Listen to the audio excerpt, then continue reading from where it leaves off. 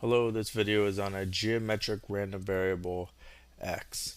Okay, and this is just going to be one video on the geometric, and you just have to be able to recognize it and find the probability. It won't be in nearest depth as the binomial distribution. Okay, so first of all, let's identify when it is. Okay, so just like the binomial, the geometric has to follow a Bernoulli Trials. And what does that mean? That means that there has to be a success or a failure for every trial. The probability of success is the same for all trials.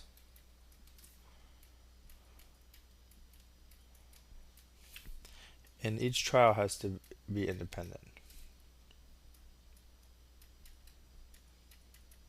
Is independent of each other.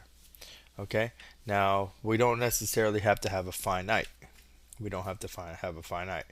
But here's the last thing, and this is what the definition of it is the first success happens on the last trial. Okay, and we usually call the last trial was usually called n. So sometimes we'll say the first success happens on the nth trial.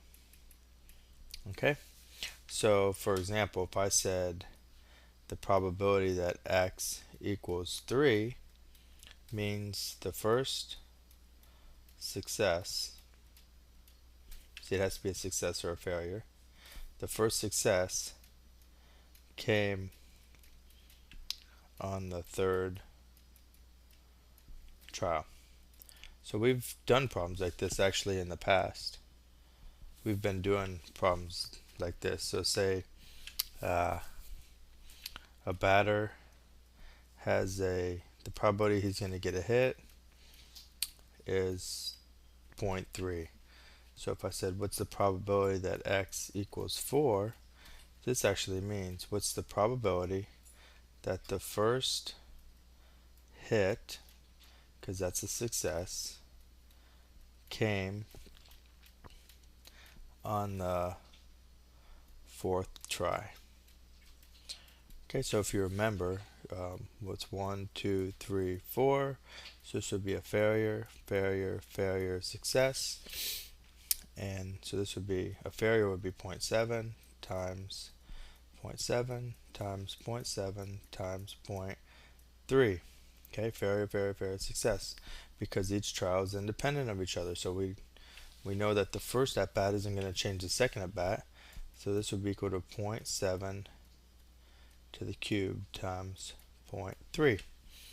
Okay, so one of the good things about geometric as compared to a binomial is there's only one way this could happen. There's only one way this could happen, so we don't have to find any different combinations of anything or stuff like that. So let's talk about the formula here. Let's talk the formula. So the probability, big X is our random variable, little x would be the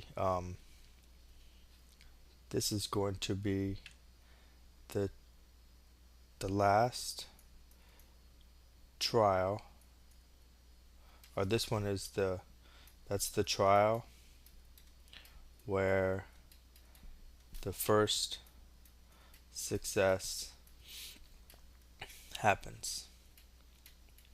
Okay, so the first success happens on this trial. So like we said before, so say it's the 6. Hey, I'm looking for 6. So if it's the first success happens on the 6th trial, so that means there was a failure, and the last one is a success. So how many failures did we have? We had 6 minus 1 failures, and the last one we had a success. So what's the probability of a failure? in general, okay, if the probability of a success equals P, the probability of failure is 1 minus P. So the question is how many failures will you have in general? Okay, because this is failure. Failure is supposed to be 1 minus P, 1 minus P, 1 minus P, 1 minus P, 1 minus P. In this case, how many 1 minus P's do we have? We had one less than where the first success happened, so that would be 5. So in this case, the last success happened on X, so it's going to happen on X minus 1 trials. Okay, and the last one's just going to be P. So this is the formula in general for a geometric. Okay, so how's the probability model going to look? Okay. Unlike the binomial, I'm not gonna derive this one, but where do you think the first random variable starts? Try to take a guess about what the first random variable possibility could be. Can the first success come on the 0th trial? No.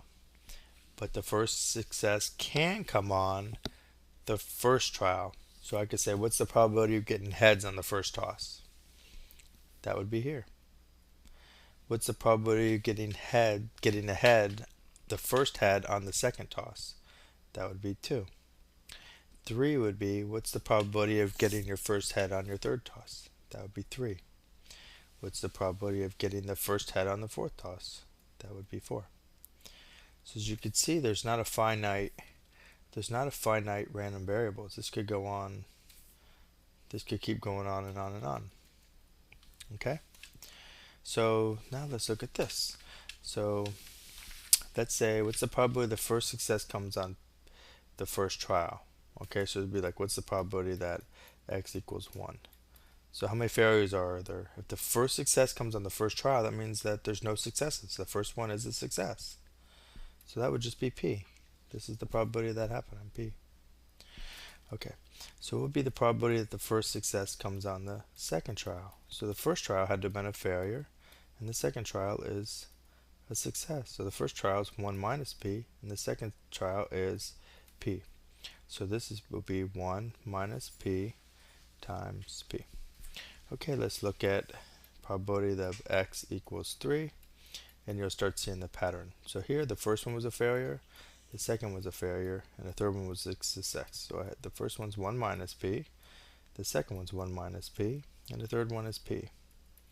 Okay, multiply all these together, we have 1 minus P and P, and I have 2 of those. Okay, so if you see the pattern, if this is 2, you have 1 less failure. If this is 3, you have 1 less failures. If this is 4, then you have 3 failures and 1 success, and so on. So this is the probability model for a geometric. This is a geometric.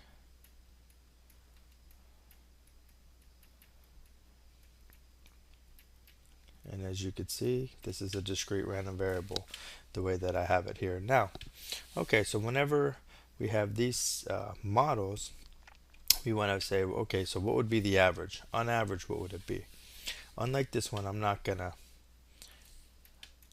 derive it.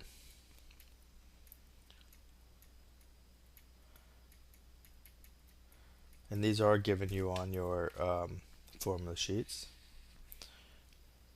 Okay, so mean of a geometric distribution, so it would be mu of x, or we could call it the expected value of x, is equal to 1 over p. Okay, so you could play around with these things and do 1 times this, plus this times this, plus this times this, factor some stuff out, and you will see that it's 1 over p. And the standard deviation of x, which could be written like this or this, equals a big square root of 1 minus p over p squared.